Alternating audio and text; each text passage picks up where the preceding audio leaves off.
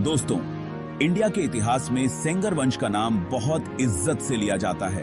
अपनी बहादुरी, शौर्य और अलग-अलग किंगडम्सों को दिए योगदान के लिए जाने जाने वाले सेंगरों ने इतिहास में अपनी एक अलग पहचान बनाई है। उनकी उत्पत्ति ऐतिहासिक कहानियों और दिलचस्प किंवदंतियों का मिश्रण है, जो उनके वंश को रहस्य से भर देती है। आज हम सेंगर वंश की उत्पत्ति, विकास और विरासत के बारे में जानेंगे और उन कहानियों को एक्सप्लोर करेंगे जिन्होंने उनकी पहचान बनाई। मुख्य रूप से उत्तर भारत में केंद्रित सेंगरों ने विभिन्न किंगडम्सों और साम किंगडम्सों में महत्वपूर्ण भूमिका निभाई है। उनका इतिहास बहादुरी, राजनीतिक चतुराई और सांस्कृतिक योगदान की कहानियों से जुड़ा हुआ है।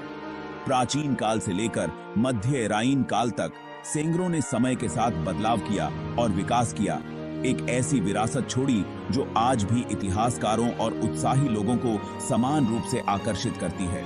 आगे हम सेंगर वंश की उत्पत्ति, प्रमुख हस्तियों और महत्वपूर्ण कंट्रीब्यूशनों पर प्रकाश डालेंगे और भारतीय इतिहास पर उनके स्थायी इंपैक्ट को समझेंगे।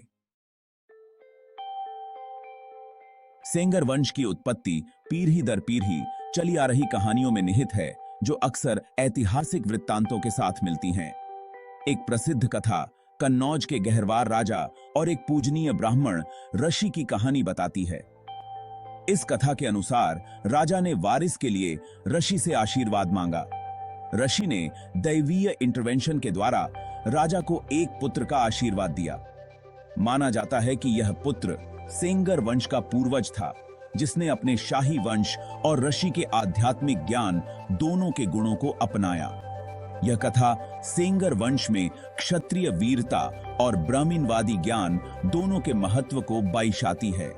एक अन्य कथा सेंगर वंश को चंद्र डायनास्टी वंश से जोड़ती है, जो हिंदू पौराणिक टेलों में दो प्रमुख चंद्र डायनेस्टियों में से एक है।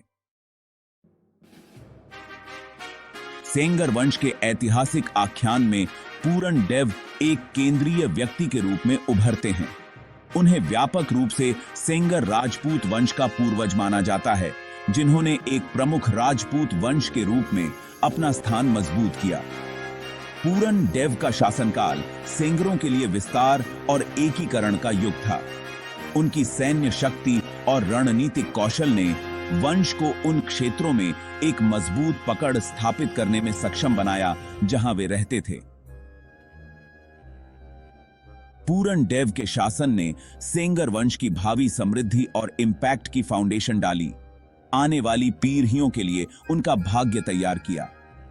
उनकी विरासत ने भविष्य के सेंगर रूलर्सों को प्रेरित करना जारी रखा, जिन्होंने उनके साहस और लीडरशिप का अनुकरण करने का प्रयास किया। भाग 4। सदियों से सेंगर वंश की शाखाएं निकलीं, जिन्होंने उत्तर भारत के विभिन्न क्षेत्रों में अपनी उपस्थिति बाइज कराई। ये शाखाएं एक सामान्य वंश साझा करते हुए अपनी अलग पहचान और इंपैक्ट के क्षेत्र विकसित करते हैं। उदाहरण के लिए, बदायूं के सेंगरों ने अपने लिए एक पावरशाली राज्य की स्थापना की, जो अपने समय के राजनीतिक परिदृश्य में महत्वपूर्ण भूमिका निभाते थे। इसी तरह मैनपुरी के सेंगरों ने एक दुर्जय उपस्थिति स्थापित की, जो स्थापत्य चमत्कारों और सांस्कृतिक योगदान की विरासत को पीछे छोड़ते हैं। कहे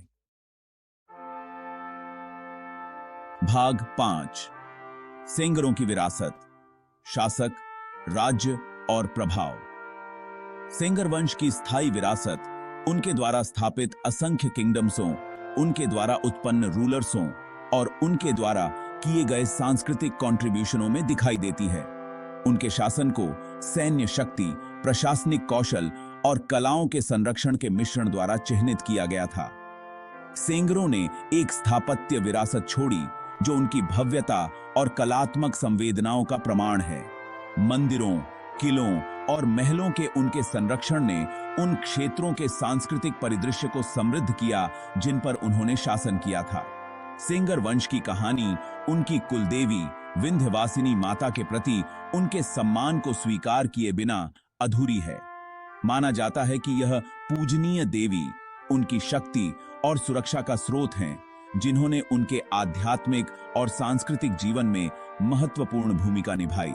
विंध्यवासिनी माता के प्रति सेंगरों की भक्ति उनके विश्वास और उनके वंश पर इसके इम्पैक्ट के साथ उनके गहरे संबंध को बयशाती है।